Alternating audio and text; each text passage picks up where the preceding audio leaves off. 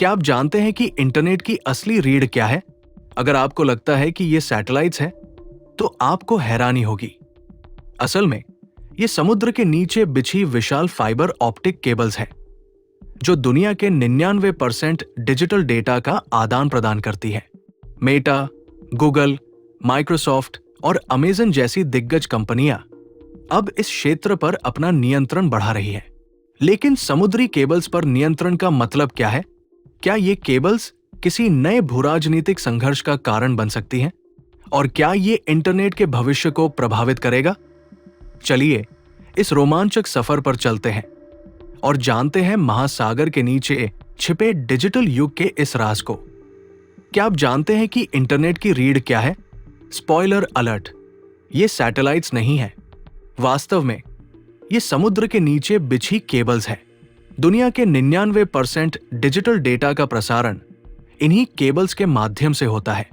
ये केबल्स समुद्र की सतह पर रखी जाती है और कुल 14 लाख किलोमीटर की दूरी को कवर करती है। अब मेटा एक महत्वाकांक्षी समुद्री केबल परियोजना बना रहा है, जो भारत, अमेरिका, ब्राजील और अफ्रीका को जोड़ेगी। पूरी केबल पृथ्वी की परिधि से भी लंबी होगी। ये परियोजना क्यों महत्वपूर्ण है? समुद्री केबल्स पर नियंत्रण किसका है? वे इतनी महत्वपूर्ण क्यों हैं? और क्या इन्हें नया भूराजनीतिक विवाद बना रहा है? हमारी अगली रिपोर्ट आपको बताएगी। 1858 की गर्मियों की बात है।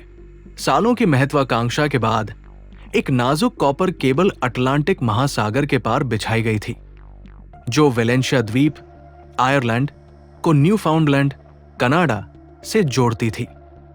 यह मानव बुद्धिमत्ता का एक अद्भुत नमूना था, एक ऐसा पुल जो महाद्वीपों को जोड़ता था और यह संकेत देता था कि एक दिन महासागर हमें विभाजित नहीं करेंगे। लेकिन वो भविष्य कुछ समय के लिए रुक गया क्योंकि ये केबल फेल हो गई। हालांकि इस असफलता से एक क्रांति जन्मी, एक ऐसा युग जिसमें पूरी दुनिया आपस में जुड़ गई। आज 99% से अधिक अंतर्राष्ट्रीय डेटा सैटेलाइट से नहीं, बल्कि समुद्र के तल पर बिछी फाइबर ऑप्टिक केबल से गुजरता है। ये केबल्स एक गार्डन होस से भी पतली होती है, लेकिन प्रति सेकंड टेराबिट्स डेटा ट्रांसमिट करती है। ये डिजिटल युग की धमनियां हैं। हर Google search, zoom call, banking transaction और अंतर्राष्ट्रीय समाचार, ये सब इन्हीं पर निर्भर करता है। एक ऐसी दुनिया जो क्लाउड से प्रभावित है, असल में उसकी रीढ़ महासागर के नीचे छिपी हुई है। इतिहास में पहले ये केबल्स सरकारी टेलीकॉम कंपनियों और सरकारी संस्थानों द्वारा बिछाई जाती थी, लेकिन आज अमेरिका की बड़ी टेक कंपनियों का इन पर नियंत्रण बढ़ता जा रहा है। उदाहरण के लिए मेटा ने 50,000 किलोमीटर लंबी समुद्री केबल बिछाने की घोषणा की है, जिसे प्रोजेक्ट वाटरवॉर्थ कहा जाता है। ये अमेरिका, भारत, दक्षिण अफ्रीका और ब्राजील को जोड़ेगा। ये दुनिया की सबसे लंबी अंडरसी केबल होगी। मेटा अकेला नहीं है। गूगल ने भी अब तक 18 समुद्री केबल परियोजनाओं में निवेश किया है। माइक्रोसॉफ्ट और अमेजन भी इस क्षेत्र में बड़ा निवेश कर रहे हैं।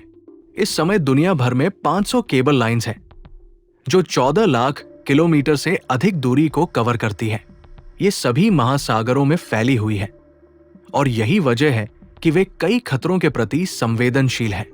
2008 में मिस्र के पास 2 समुद्री केबल्स क्षतिग्रस्त हो गई थी, जिससे पूरे पश्चिम एशिया में इंटरनेट ब्लैकआउट हो गया। पहले संदेह था कि यह तोड़फोड़ थी, लेकिन बाद में पाया गया कि यह केवल एक जहाज के लंगर से हुआ था।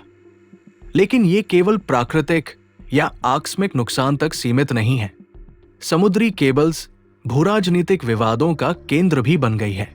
बाल्टिक सागर में हाल ही में कई डेटा केबल्स को नुकसान पहुंचाया गया और कुछ मामलों में रूस को इसके लिए दोषी ठहराया गया। इस साल नाटो ने बाल्टिक सागर में एक नई मिशन लॉन्च किया, जिससे इन हमलों को रोका जा सके। प्रशांत महासागर में भी ऐसी घटनाएं हो रही हैं और कुछ मामलों में आरोप चीन पर लगाए गए हैं। जैसे जैसे इंटरनेट ट्रैफिक बढ़ रहा है, एआई, स्ट्रीमिंग सेवाएं और वैश्विक कनेक्टिविटी के चलते समुद्री केबल्स की मांग और बढ़ेगी। नई तकनीकों से नेटवर्क को अधिक सुरक्षित बनाने के प्रयास हो रहे हैं, लेकिन साथ ही नए खतरे भी सामने आ रहे हैं। खासकर ये सुनिश्चित करना कि ये तकनीक सभी को समान रूप से उपलब्ध हो। तो क्या कुछ कंपनियां और सरकारें इंटरनेट की सबसे महत्वपूर्ण आधारभूत संरचना पर नियंत्रण रखेंगी? इतिहास हमें सिखाता है कि जो लोग संचार माध्यमों को नियंत्रित करते हैं, वे राष्ट्रों की नियति को आकार देते हैं। और अभी ये शक्ति सिर्फ कुछ अमीर लोगों के हाथों में है। तो आपने देखा कि कैसे समुद्र के नीचे बिछे ये अदृश्य केबल्स हमारी डिजिटल दुनिया की धड़कन है। लेकिन सबसे बड़ा सवाल ये है कि क्या कुछ कंपनियां और सरकारें इस बुनियादी ढांचे पर अपना एकाधिकार जमा रही हैं? इतिहास हमें बताता है कि जो संचार पर नियंत्रण रखता है, वही दुनिया की दिशा तय करता है। आपको क्या लगता है, क्या इंटरनेट के इस आधारभूत ढांचे पर कुछ अमीर कंपनियों का नियंत्रण होना चाहिए, या इसे सभी के लिए समान रूप से उपलब्ध होना चाहिए? नीचे कमेंट में हमें अपनी राय जरूर बताएं। अगर आपको यह जानकारी पसंद आई हो तो वीडियो को लाइक करें, शेयर करें और इंडी वर्ल्ड स्टूडियो को सब्सक्राइब करना न भूलें। मिलते हैं अगले वीडियो में एक और रोमांचक विषय के साथ।